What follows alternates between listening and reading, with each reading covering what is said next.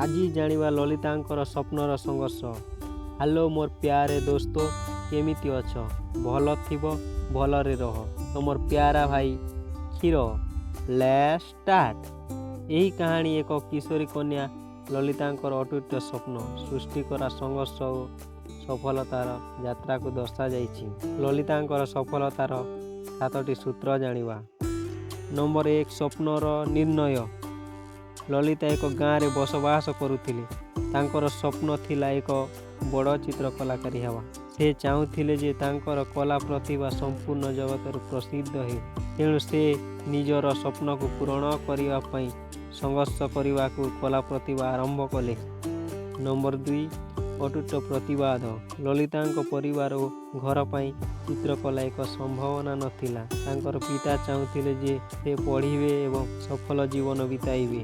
ତେବେ ଲଳିତା ତାଙ୍କର ସ୍ୱପ୍ନ ଅଟୁଟ ରଖୁଥିଲେ। ସେ ପ୍ରତିଦିନ ଅନେକ ଘଣ୍ଟା କାଳର ଅଭ୍ୟାସ କରୁଥିଲେ, ଯାହାକି ପରିସ୍ଥିତି ଓ ଆବଶ୍ୟକତାରେ ସ୍ୱତନ୍ତ୍ର ଚୟନ ଥିଲା। ନମ୍ବର 3, ପ୍ରତିଷ୍ଠିତ ସାଧନା। ଏକ ଦିନ ଲଳିତା ଏକ ପ୍ରତିଷ୍ଠିତ କଳା ପ୍ରଶିକ୍ଷଣ କେନ୍ଦ୍ରକୁ ଯିବା ପାଇଁ ନିଶ୍ଚୟ କଲେ। ସେ ଏହାକୁ ପ୍ରାଥମିକ ସ୍ଥାନରେ ଧ୍ୟାନ ଦେଇ ଶେଷରେ ତାଙ୍କର କଳା ପ୍ରତିଭାକୁ ସେ ନୂତନ ଦିଗରେ ଆଣିଲେ। ନମ୍ବର 4, ସଂସ୍କୃତିର ଅଭାବ। ପ୍ରଥମେ ଲଳିତାଙ୍କୁ ସଂସ୍କୃତି ପାଇଁ କେତେକ ଅସୁବିଧା ଦେଖିବାକୁ ମିଳିଥିଲା। ତେବେ ସେ ଅପେକ୍ଷା କରିବା ପାଇଁ ଏବଂ ଏହାକୁ ଅଗ୍ରସର କରିବା ପାଇଁ ପ୍ରକୃତ ମନୋବଳ ଦେଖାଇଥିଲେ। ନମ୍ବର 5, ସେ ଅବିରତ ଅଭ୍ୟାସ କରୁଛନ୍ତି। ଲଳିତା ଏକ ଦିନ ସ୍ୱୟଂ ଅଭ୍ୟାସ କରୁଛନ୍ତି।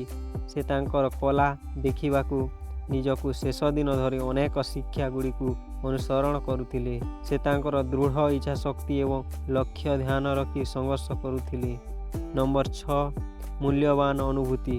ଲଳିତା ତାଙ୍କର କଳା କ୍ଷେତ୍ରରେ ଶେଷରେ ମୁକାବିଲା କରି ଅନେକ ପ୍ରଶଂସା ଓ ସମ୍ମାନ ପାଇଲେ। ସେ ତାଙ୍କର କାମରେ ଶକ୍ତି ଏବଂ ସ୍ୱପ୍ନ ପୂରଣ ସଫଳ ହେଲେ।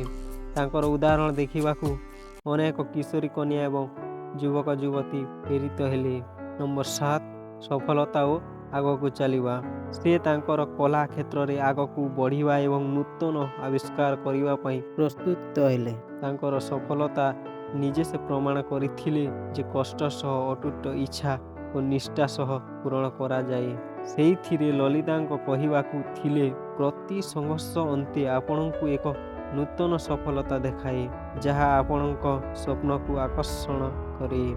ଏହି ଭିଡ଼ିଓରେ 7ଟି ସଫଳତାର ସୂତ୍ର ଜାଣିଲେ। ନମ୍ବର 1, ସ୍ୱପ୍ନର ନିର୍ଣ୍ଣୟ କରିବା। ନମ୍ବର 2, ପ୍ରତିବାଦରେ ଅଟୁଟ ରଖିବା। ନମ୍ବର 3, ସାଧନାର ନିରନ୍ତରତା ଭାବରେ ଧ୍ୟାନ ଦେଇ କାମ କରିବା। ନମ୍ବର 4, ସଂସ୍କୃତି ପାଇଁ ଧୈର୍ଯ୍ୟ ଧରିବା ମନୋବଳ କାମ କରିବା। ନମ୍ବର 5, ପ୍ରତିଦିନ ଅଭ୍ୟାସ କରିବା। ନମ୍ବର 6, ଅନୁଭୂତିର ମୂଲ୍ୟ ନିଶାସନ। ନମ୍ବର 7, ସଫଳତା ପାଇଲେ ମଧ୍ୟ ଆଗକୁ ବଢ଼ିବା। ଏହି କାହାଣୀରେ ଲଳିତାଙ୍କର ପ୍ରତିଶକ୍ତି ଓ ସଫଳତାର ଚର୍ଚ୍ଚା କରି ଯାହା ପ୍ରତୀକ୍ଷା କରୁଥିବା ସ୍ୱପ୍ନର ସେବାରେ ଅଗ୍ରଗତି ପ୍ରଦାନ କରେ। ଏମିତି ଭିଡ଼ିଓ ଦେଖିବା ପାଇଁ ଆମ ଚ୍ୟାନେଲକୁ ସବସ୍କ୍ରାଇବ୍ କରି ରଖନ୍ତୁ।